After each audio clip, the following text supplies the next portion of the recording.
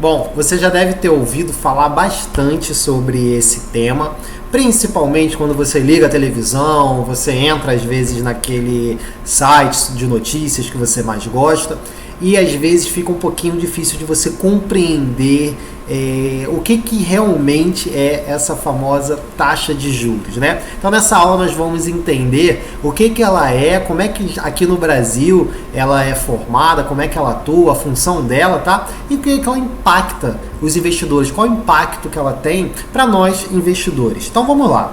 Primeiro vamos entender, pessoal, o que é ou o que são as taxas de juros, ou o que é a taxa de juros, né? Basicamente, ela é uma ferramenta econômica que todos os países eles usam para definir a sua política monetária, tá? Ela costuma direcionar as taxas de juros usadas naquelas diversas operações financeiras, como empréstimos, financiamentos bancários, enfim. Geralmente essas operações eles utilizam como referência as taxas básicas de juros, tá? As taxas da economia desses países. E por meio da variação do seu valor, um país ele acaba incentivando ele pode incentivar ou desaquecer o consumo de determinado mercado, tá? Ela também é utilizada como uma forma para manter a inflação controlada. Então quer dizer que, através da taxa de juros, os países podem utilizar como uma ferramenta para incentivar ou para desincentivar o consumo de determinado mercado e com isso ele fazer o combate lá à inflação, tá? Então isso basicamente aqui o que é a taxa de juros. E aí vocês já devem ter ouvido falar naquela famosa Selic, tá? O que é essa bendita dessa famosa Selic? Ela significa Sistema Especial de Liquidação e Custódia. No Brasil, a taxa de juros, ela é essa famosa Selic, que a gente tanto vem escutado ultimamente, principalmente agora, onde a gente chegou num dos menores patamares da Selic no Brasil, né? Então, atualmente, nós estamos aqui em 2020, agora, né? Então, atualmente a taxa Selic está em 4,5% ao ano, tá? Ela é definida pelo Copom, que é o Comitê de Política Monetária, a cada 45 dias. E ela é a principal referência nacional para definição das taxas de juros utilizadas pelos bancos para fazer os empréstimos e a maior parte das operações financeiras de mercado. Então, essa daí é a famosa Selic, que nada mais é do que a taxa de juros do nosso país, tá? Do Brasil. Vamos ver agora aqui qual a função da taxa de juros. Então vamos falar agora mais especificamente de Selic, já que a gente entendeu que a Selic é a taxa de juros do nosso país, tá? Então ela basicamente tem uma função em dois pontos, em investimentos e inflação. Vamos ver aqui primeiro em investimentos, tá? Então muitos dos investimentos nacionais eles são atrelados a indexadores que por sua vez dependem da taxa básica de juros. É o caso do CDI e do IPCA. E a caderneta de poupança também, vou botar aqui um parênteses, tá? Apesar de eu achar que poupança, pessoal, não é um tipo de investimento, ela comporta-se de maneira diferente de acordo com o nível da taxa de Selic. Então, basicamente, a função dela, ela regula alguns investimentos, principalmente os investimentos de renda fixa. Por quê? Esses investimentos de renda fixa, eles são atrelados ou diretamente à taxa Selic, ou eles são atrelados a indexadores que variam de acordo com a variação dessa taxa também. Então, toda vez que essa taxa sobe ou essa taxa desce, esses indexadores que estão atrelados a ela, eles também têm uma variação de subindo ou descendo. Então, se esses indexadores têm uma variação, naturalmente esses investimentos de renda fixa, que são a maior parte deles atrelados, ou a Selic, ou esses indexadores, eles acabam também tendo uma variação, seja ela para cima, seja ela para baixo. Então, por isso que ela tem uma função de regular, digamos assim, tá? A rentabilidade desses investimentos, basicamente de renda fixa, tá? O outro ponto que ela tem uma função é em cima da inflação. A taxa de juros, a Selic, ela é uma das principais ferramentas de combate à inflação, pessoal. Então, toda vez que vocês, agora um pouco menos, porque a gente também estava nos menores níveis de inflação, mas se a gente for pegar 2 anos atrás, 3 anos atrás, que a gente tinha níveis de inflação altos, né, para o patamar de um país desenvolvido, a gente via que a taxa Selic, ela era uma das principais ferramentas de regulação ou de controle da inflação. Eu vou tentar explicar aqui um pouquinho para vocês o porquê. Basicamente, quando você tem um aumento da taxa Selic, você está aumentando a taxa de juros do mercado.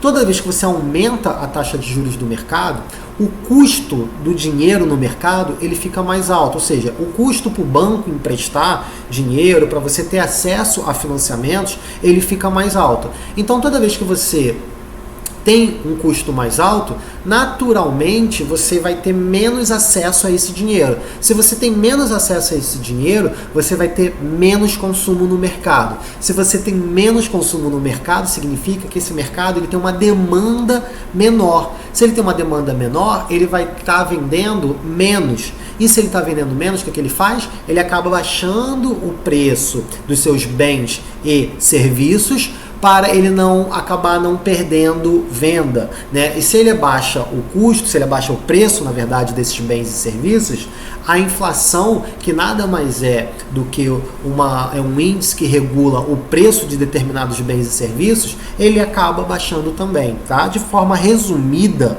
é dessa forma que a Selic acaba influenciando no controle da inflação. Nós vamos ter a nossa aula mais à frente sobre inflação e vocês vão entender um pouquinho melhor do que eu estou falando, tá? Então, basicamente, a função dela, ela atua em dois pilares importantes, que é no pilar de investimentos e no pilar de inflação.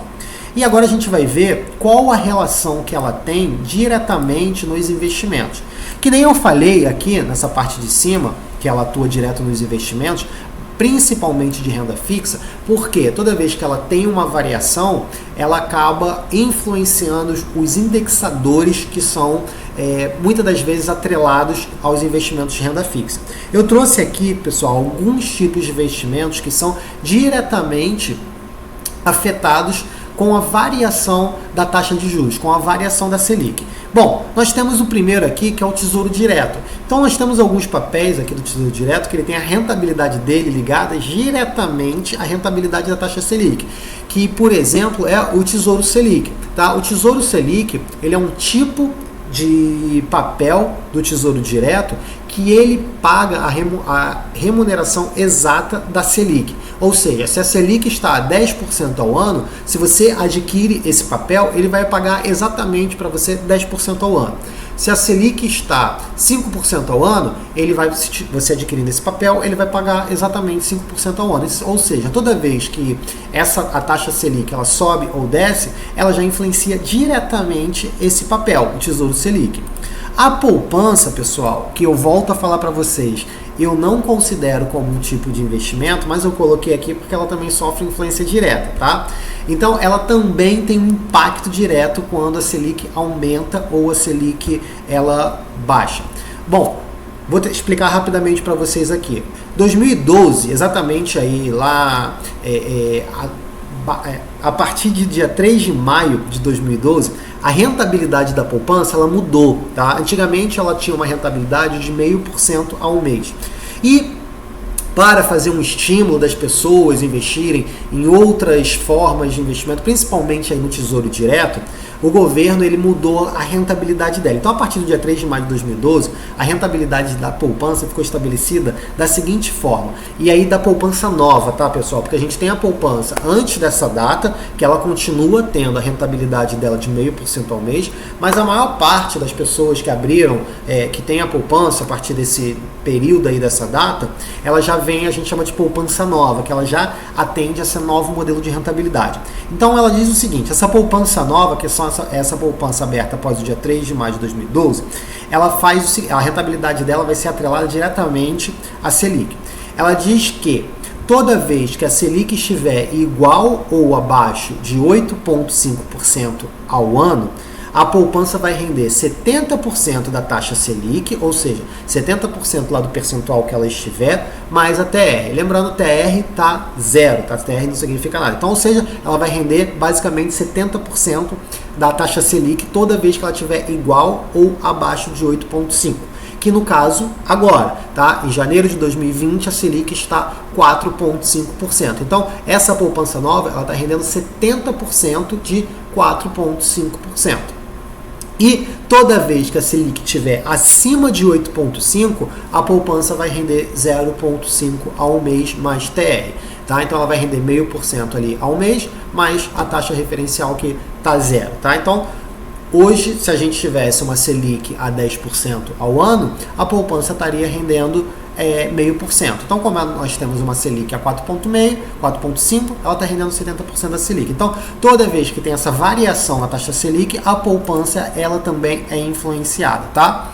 Outra influência que tem é no CDI. Tá? O CDI ele é baseado na taxa de juros. Então o CDI ele sempre vai ter uma relação muito direta com a Selic. Ele é muito similar ali à Selic, tá? Ele geralmente é um pouquinho mais abaixo. Então toda vez que a Selic subir ou descer, naturalmente o CDI também ele está subindo ou está descendo.